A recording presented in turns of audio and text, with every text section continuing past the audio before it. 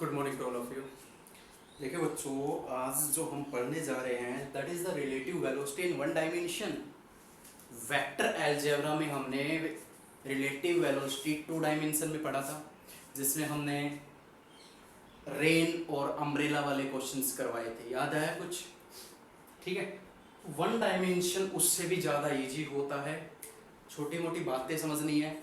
आज इस वीडियो में मैं आपको इसके थ्योरेटिकल पार्ट करवाऊंगा, इसका जो इंट्रोडक्शन है वो आपको समझाने की कोशिश करूंगा यहाँ पे कि रिलेटिव वेलोसिटी आखिर होती क्या है। कुछ एक सुटेबल एग्जांपल्स की सहायता से हम समझेंगे, ठीक है। फिर इसके नेक्स्ट वीडियो में इसकी न्यूमेरिकल्स लेके आएंगे हम, ठीक है। तो ध्यान से देखिएगा, इंट्रोडक्शन समझ में आ गया? कुछ भी नहीं है, बहुत सिंपल सिंपल क्वेश्चंस आते हैं इसके ऊपर और बहुत इंपॉर्टेंट भी होते हैं, ठीक है। तो ध्यान से देखिएगा कि relative velocity in one dimension you know about one dimension straight path, ठीक है। चलिए, तो देखिए हम यहाँ पे डिस्कस तो करना चाह रहे हैं रिलेटिव वेलोसिटी का, बट साथ साथ हम कुछ एक और चीजें यहाँ पे डिस्कस करेंगे। जैसे रिलेटिव वेलोसिटी के साथ हम डिस्कस करेंगे रिलेटिव एक्सेलरेशन, रिलेटिव डिस्प्लेसमेंट या डिस्टेंस, ठीक है। तो एक एक के एग्जांपल हम देखते हैं, ध्यान से समझिएगा। तो मेरा जो सबसे पहला पॉइंट है समझाने का वो है कि इन चीजों को समझने के लिए आपको एक चीज समझनी पड़ेगी और वो चीज है फ्रेम ऑफ रेफरेंस, ठीक है। That is frame of reference. देखिए बच्चों, फ्रेम ऑफ रेफरेंस हम किसको मानेंगे? फ्रेम ऑफ रेफरेंस हम उस चीज को मानेंगे जो बंदा इन चीजों को ऑब्जर्व कर रहा होगा। जो ऑब्जर्वर होता है, जैसे आप लोग मुझे देख रहे हो तो आप ऑब्जर्वर हो, ठीक है। या मैं किसी चीज को देखता हूं, कोई गाड़ी जा रही है, मैंने उसको देखा, वो गई, तो मैं ऑब्जर्वर हूं। तो जो फ्रेम ऑफ रेफरेंस हम लेके चलेंगे वो क्या होगा? जो ऑब्जर्वर होगा ना बच्चों, वही फ्रेम ऑफ रेफरेंस के तौर पे हम मानेंगे। ये सबसे इंपॉर्टेंट पॉइंट है, हमेशा याद रखना कि ऑब्जर्वर को ही फ्रेम ऑफ रेफरेंस माना जाता है और ऑब्जर्वर की सहायता से यानी फ्रेम ऑफ रेफरेंस की सहायता से ही हम रिलेटिव वेलोसिटी, एक्सेलरेशन, डिस्प्लेसमेंट और डिस्टेंस के बारे में यहाँ पे डीपली स्टडी कर पाएंगे, ठीक है। तो बेसिकली कुछ एक एग्जांपल हम देते हैं। ये एक ट्रॉली है और इसके ऊपर एक बंदा खड़ा है। आप यहाँ खड़े हो, ठीक है, आप यहाँ खड़े हो। ट्रॉली आगे की तरफ जा रही है 20 मीटर पर सेकंड की स्पीड से। ध्यान से देखिएगा, ट्रॉली आगे की तरफ जा रही है 20 मीटर पर सेकंड की स्पीड से और एक बंदा यहाँ पे खड़ा है रोड के ऊपर, ठीक है। इसका नाम मैं ए मान लेता हूं और इसका नाम मैं बी नाम दे देता हूं, ठीक है, कोई दिक्कत। ये फ्रेम ऑफ रेफरेंस है, ये रेस्ट पोजीशन पे खड़ा हुआ है, क्लियर। ये बंदा जब इस ट्रॉली को आगे की तरफ जाता हुआ देख रहा है तो इसके बिहाफ पर, तो इसको क्या लग रहा है कि ये जो बंदा ट्रॉली के ऊपर खड़ा है ये भी 20 मीटर पर सेकंड की स्पीड से आगे की तरफ बढ़ रहा है। इसके हिसाब से ये चीज कैसे दिखेगी? आगे जाते हुए दिखेगी 20 मीटर पर सेकंड के हिसाब से। ऐसा ही होता है, क्लियर है? बोलिए, ठीक है। और अगर मैं इस बंदे को उठा के, ठीक है, इस बंदे को उठा के, इस वाले बंदे को उठा के अगर इस ट्रॉली के साथ ही खड़ा कर दूं और ट्रॉली जो कि 20 मीटर पर सेकंड की स्पीड से जा रही है, तो ये जो हमारा ऑब्जर्वर था ना, ध्यान से सुनना, ये जो हमारा ऑब्जर्वर था जो कि यहाँ पे आ गया है, इसके हिसाब से जब ये इस बंदे को देखेगा तो कितनी स्पीड इसको दिखाई देगी, कितनी वेलोसिटी से ये आगे बढ़ता हुआ दिखाई देगा। तो इसके हिसाब से ये इसको जीरो स्पीड या जीरो वेलोसिटी से चलता हुआ दिखाई देगा, क्योंकि दोनों एक ही पोजीशन पे खड़े हैं। समझ रहे हो? ट्रेन की अगर मैं बात करूं, आप ट्रेन में बैठे हो, ट्रेन चल रही है, एक बंदा प्लेटफॉर्म पे खड़ा है, ट्रेन चल रही है, तो अगर वो बंदा आपको देखेगा तो उसके हिसाब से तो आप मूव कर रहे हो 20 की स्पीड से, 30 की स्पीड से, जिस हिसाब से ट्रेन चल रही है, ठीक है। अगर वही बंदा आपके साथ ही बैठा हो और ट्रेन चल रही है तो वो बंदा आपको किस स्पीड से नजर आएगा? वो बंदा क्या सोचेगा कि आप चल रहे हो, नहीं उसके हिसाब से आप रेस्ट में रहोगे उस समय। तो यही चीज यहाँ पे है, वही चीज ट्रेन वाली है कि अगर बंदा यहाँ पे है तो इसके हिसाब से, यानी velocity of B with respect to A. अभी मैं आता हूँ फॉर्मूले पे। अगर ये बंदा इसको देख रहा है तो ये बंदे के हिसाब से ये चीज आगे की तरफ चलती हुई नजर आ रही है 20 मीटर पर सेकंड की स्पीड से। लेकिन अगर दोनों की पोजीशन एक ही हो जाए तो अब ऑब्जर्वर क्या देखेगा कि वो बंदा जीरो स्पीड से आगे की तरफ चल रहा है, जीरो स्पीड पे है, वहीं खड़ा है उसके साथ ही, चल तो आगे ट्रॉली रही है। क्लियर है? तो इसी को बोलते हैं। अभी इन चीजों को समझाने के लिए एक हम फॉर्मूला यूज करते हैं जो कि हमने 2 डायमेंशन में यूज किया था, वही फॉर्मूला हम यहाँ पे 1 डायमेंशन में भी यूज करेंगे और बहुत ही इजीली और बहुत इंपॉर्टेंट तरीके से हम आपको ये समझाते हैं। चलिए देखते हैं। मैं यही 2 एग्जांपल उठाऊंगा ताकि कंफ्यूजन ना हो आपको।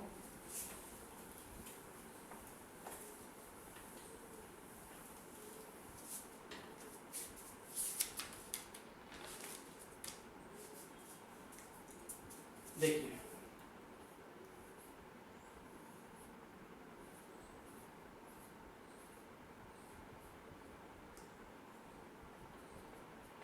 यहाँ पे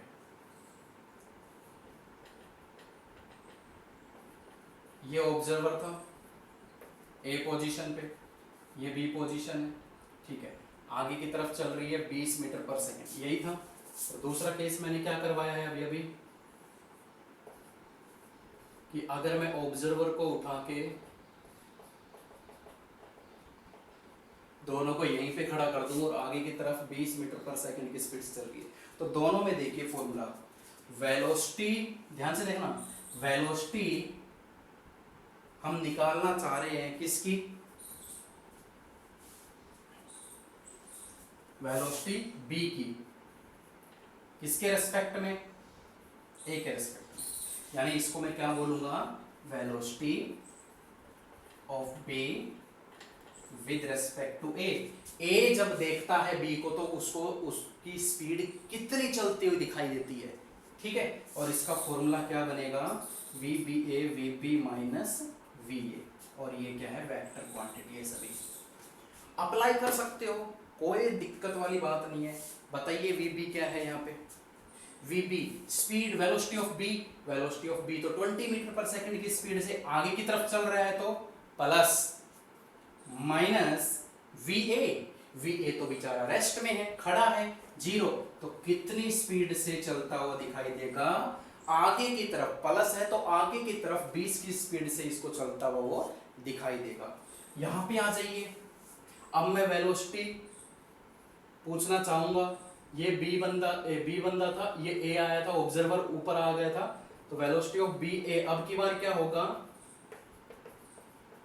अब बताइए मुझे, वेलोसिटी ऑफ बी कितनी है? आगे की तरफ 20 की स्पीड है, माइनस, और वेलोसिटी ऑफ ए भी तो ट्रॉली पे है, वो भी 20 की स्पीड से आगे चल रहा है, तो velocity of B with respect to है, यानी ए जब बी को देखेगा तो उसकी स्पीड कितनी नजर आएगी? जीरो। ये मैंने मैथमेटिकल भी प्रूव करवा दिया यहाँ पे। ये फॉर्मूला हमेशा याद रखना, यही मैंने 2 डायमेंशन में यूज किया था, ठीक है, और यही मैंने 1 डायमेंशन में यूज किया है। क्लियर है? इसका मतलब हम कह सकते हैं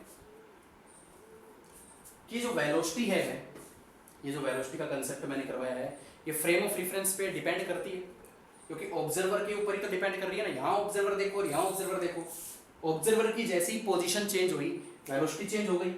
इसका मतलब velocity depend on the frame of reference. Frame of reference समझ में ना आए तो फ्रेम ऑफ रेफरेंस का मतलब होता है ऑब्जर्वर, ठीक है। तो याद रखना, पहला कंसेप्ट हमारा वेलोसिटी का था जो कि हमने करवा दिया है कि velocity depend on the relative velocity depend on the frame of reference, कि अगर फ्रेम ऑफ रेफरेंस चेंज होगा तो वेलोसिटी भी चेंज होगी। अब हम करते हैं एक्सेलरेशन पे आते हैं। चलिए, ज्यादा चेंज करने की जरूरत नहीं है, मैं यही बेसिक 2 एग्जांपल लेके चलूंगा। यहाँ पे मान लीजिए ये बंदा है बी नाम का, ट्रॉली पे बैठा है, आगे की तरफ चल रहा है 5 मीटर पर सेकंड स्क्वायर के एक्सेलरेशन के साथ, और ये खड़ा है जीरो, तो क्या फॉर्मूला बनेगा? Acceleration of B with respect to A. तो तो क्या बन जाएगा बच्चों, ए दैट्स ऑल। क्या हो जाएगा, ए आगे की तरफ चल रहा है 5 की स्पीड से, माइनस ए तो खड़ा है 0 है, तो प्लस 5 मीटर पर सेकंड स्क्वायर। इसका मतलब अगर ए बी को देखता है ना, तो बी 5 मीटर पर सेकंड स्क्वायर के एक्सेलरेशन से आगे की तरफ बढ़ता हुआ उसको नजर आता है। ठीक है, यहां पे अगर मैं बात करूं acceleration of B with respect to A, same formula. ठीक है, एक्सेलरेशन ऑफ बी मान लीजिए 5 मीटर पर सेकंड की स्पीड से आगे ट्रॉली बढ़ रही है, तो एक्सेलरेशन ऑफ बी, ट्रॉली के ऊपर ही बी बैठा है, तो वो भी कितने की स्पीड से आगे बढ़ेगा, 5 मीटर पर सेकंड की स्पीड से, माइनस ए भी तो वही ट्रॉली पे बैठा है, तो उस वो भी तो कितना किस एक्सेलरेशन से आगे की तरफ बढ़ेगा, 5 मीटर पर सेकंड, कैंसिल आउट 0। तो इसका मतलब क्या है कि यहाँ पे अगर मैंने ऑब्जर्वर यहाँ पे रेस्ट में था तो एक्सेलरेशन कुछ और आ रहा था, यहाँ पे जब बंदा दोनों की पोजीशन एक ही है, यानी मैंने ऑब्जर्वर की पोजीशन चेंज कर दी तो एक्सेलरेशन कुछ और आ रहा है। इसका मतलब क्या है, ये तो वही हो गया। इसका मतलब ये है कि एक्सेलरेशन, रिलेटिव एक्सेलरेशन भी डिपेंड करता है फ्रेम ऑफ रेफरेंस के ऊपर। Got it. चलिए अब हम डिस्टेंस की बात कर लेते हैं। आज की वीडियो बड़ी सिंपल सी है, ये कंसेप्ट आप समझ लो, बाकी क्लियर होते हुए चले जाएंगे।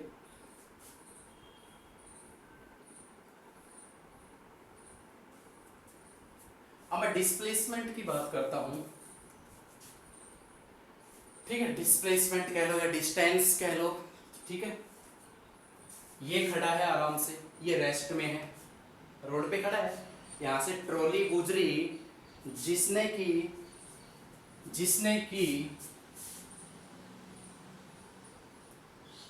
मान लीजिए 10 मीटर डिस्टेंस कवर किया कुछ सेकंड में, जिसने कि 10 मीटर डिस्टेंस किया कुछ सेकंड में, आगे होता हुआ नजर आ रहा है। सिंपल सी बात है, ये बंदा खड़ा है, ये ट्रॉली जा रही है आगे की तरफ, इसके ऊपर एक बंदा खड़ा है, ट्रॉली आगे की तरफ जा रही है, तो इस बंदे को ट्रॉली आगे चलती हुई दिखाई देगी, डिस्टेंस कवर करती हुई दिखाई देगी। ठीक है, सिमिलरली वो हो जाएगा है। यहाँ पे जब दोनों एक ही पोजीशन पे है तो ये बंदा इसको कुछ डिस्टेंस ट्रेवल करता हुआ नजर आएगा, वहीं पे तो बैठा है।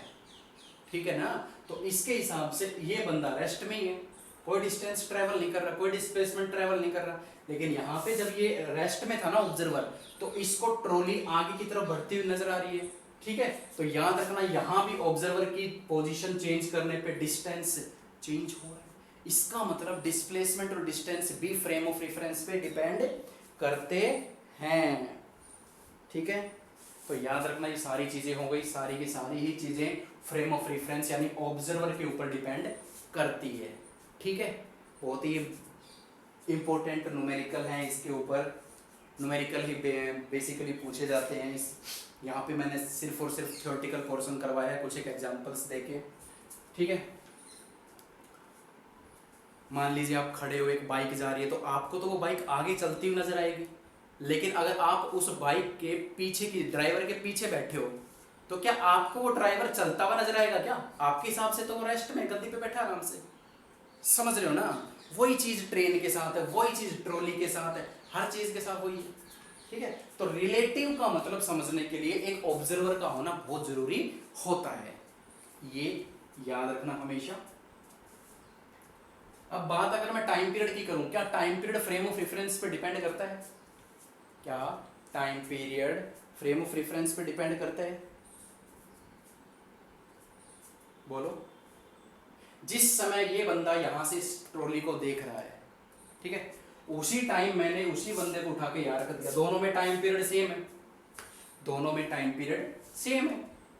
उसी समय भाई सेम टाइम पीरियड पे मैंने यहां से इस ट्रॉली को जाते हुए देखा, उसी समय मैं खुद ट्रॉली पे खड़ा हो गया, फिर उसी समय पे मैंने इसको देखा, तो ये तो फ्रेम ऑफ रेफरेंस पे डिपेंड नहीं करता, सेम टाइम पीरियड है दोनों में।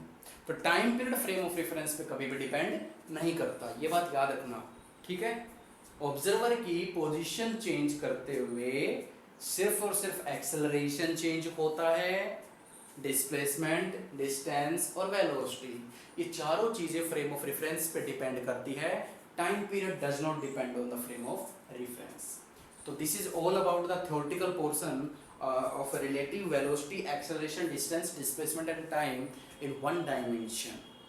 क्लियर है? ज़्यादा कुछ नहीं है, पॉज करके दोबारा देखो, समझ में नहीं आता इसके न्यूमेरिकल्स बड़े इजी है, बहुत इंपॉर्टेंट न्यूमेरिकल्स आपको करवाए जाएंगे, बुक्स में बहुत सारे ऐसे न्यूमेरिकल्स हैं। ठीक है, तो डिटेल में आपको नेक्स्ट वीडियो में इसके न्यूमेरिकल्स करेंगे। आज के लिए इतना ही है, इसको आप पढ़िए, रिवाइज कीजिए, इसके बहुत जल्द आपको नोट्स प्रोवाइड हो जाएंगे। सो पढ़ते रहिए, खुश रहिए। Thank you so much.